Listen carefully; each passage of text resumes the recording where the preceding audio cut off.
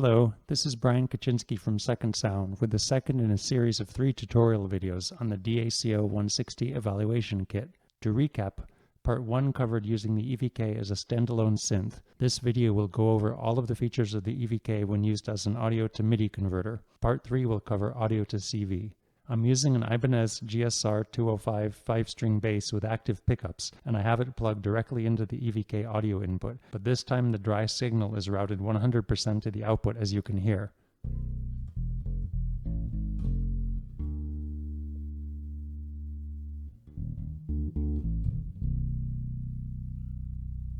The MIDI out from the EVK is connected to the microKORG via a standard DIN 5 MIDI cable, and I'm mixing the microKORG output together with the amplified dry bass from the EVK with this mixer.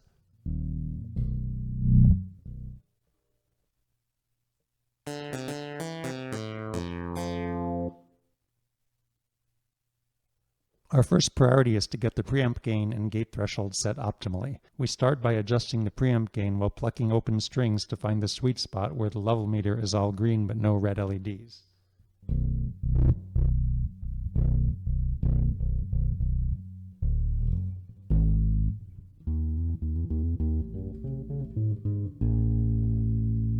Note that the lowest bass string has the loudest output. This is true for guitar as well, so adjust the levels while playing notes on the lowest string. The higher strings will have weaker output, but that should not be a problem for pitch detection. To tune the gate threshold, we turn up the volume on the MIDI instrument to hear how it responds to the gate turning on and off. Then play some notes while tuning the gate threshold to see how it reacts.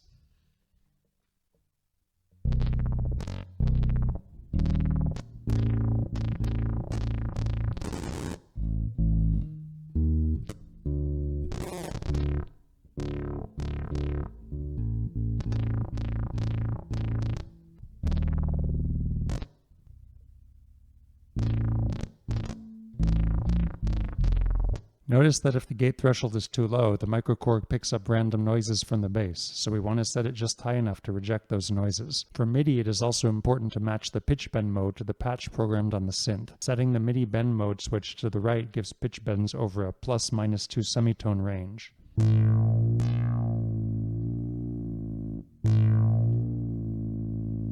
Set it to the middle for pitch bends over a ±1/4 tone range.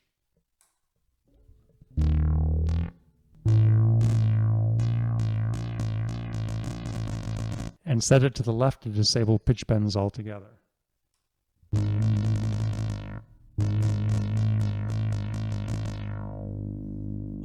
In this last mode, pitches will be quantized to the chromatic scale. Some combinations of audio source and patches sound better with the wide pitch bend mode. Some sound better with pitch quantized. You may need to experiment with these modes to optimize the audio-to-MIDI performance to your taste. Here I will demonstrate some different patches with various pitch bend modes.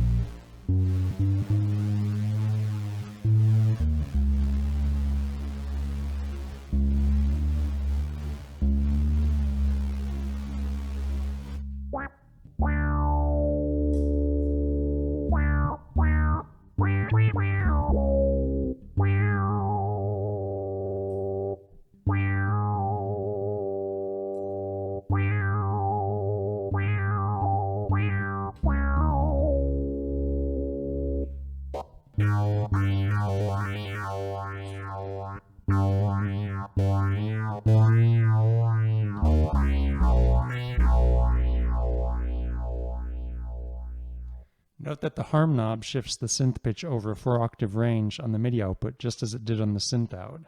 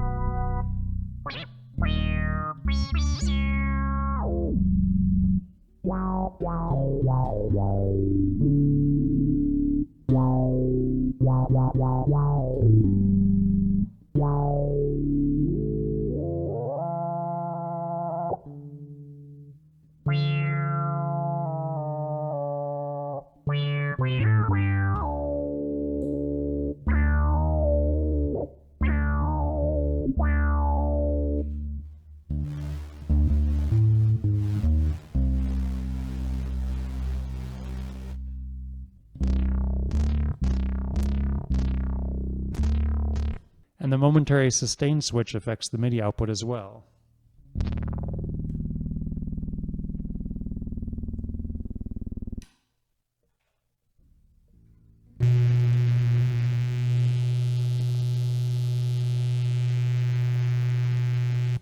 Thanks for watching this tutorial video, and stay tuned for part 3. I'll switch the input to vocals here so you can hear how the audio to MIDI performs on vocals as this video concludes.